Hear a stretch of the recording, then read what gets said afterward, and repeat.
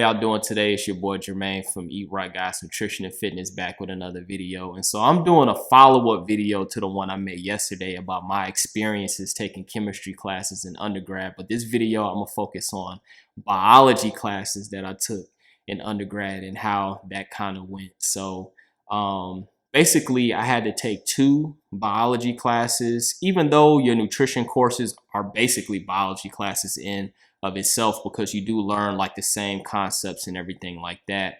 But the 2 biology, like the general biology classes that I had to take was general biology, which I think the name of it was like Biology 1201. I took that my freshman year. And then I had to take microbiology and microbiology lab. So it was kind of crazy. I never had to take a chemistry lab, and I didn't have to take like a general biology lab for my dietetics major. But I found that biology was way easier than chemistry because, one, it wasn't any math involved. And also, I think I had a better professors in biology. I felt biology was just memorization.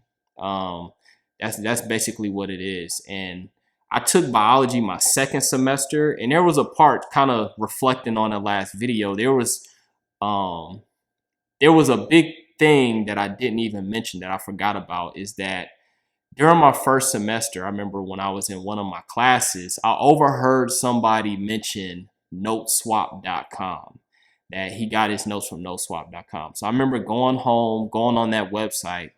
And so basically what noteswap.com is you go on the website, you find what college that you go to, a university, and then you're able to pick the class as well as the professors that teach that class, and students will post notes for that professor on like class notes. Sometimes you can even find like tests and stuff like that.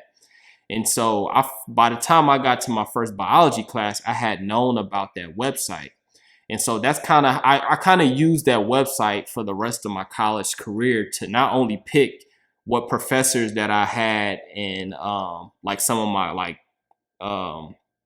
core classes, like my science classes, but I used that website to choose all my electives. So basically I would kind of go, like for biology, it was a bunch of professors that talk biology.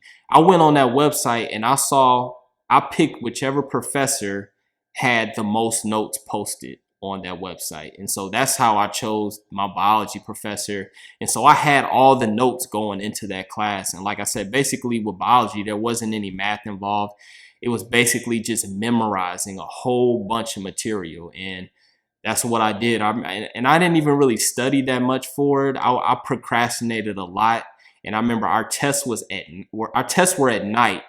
So I would basically wait and study the day of the test from the beginning of the day all the way to the end. Like I wouldn't even go to my other classes. And by the time it got nighttime, when I took the test, like I felt like everything was fresh in my mind. And I ended up making a B in that class. So fast forward to, I'm not sure when I took my microbiology. It was either my sophomore or my junior year. I took that with the lab. I thought the lab was pretty cool. Being able to use like a microscope, learning how to stain the little, the things, using petri dishes and stuff like that. I actually enjoyed that a lot.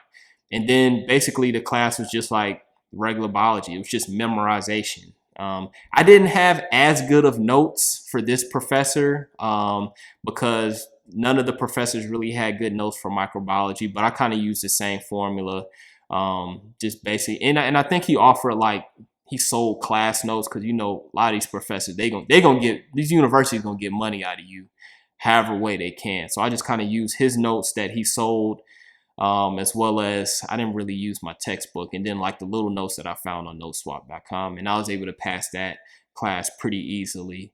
But that was it. Those are like the only 2 like major biology classes I had to take in undergrad, and I didn't have nearly as much trouble as I had in chemistries, and I didn't even need any tutoring for those biology classes. So that was it for this video.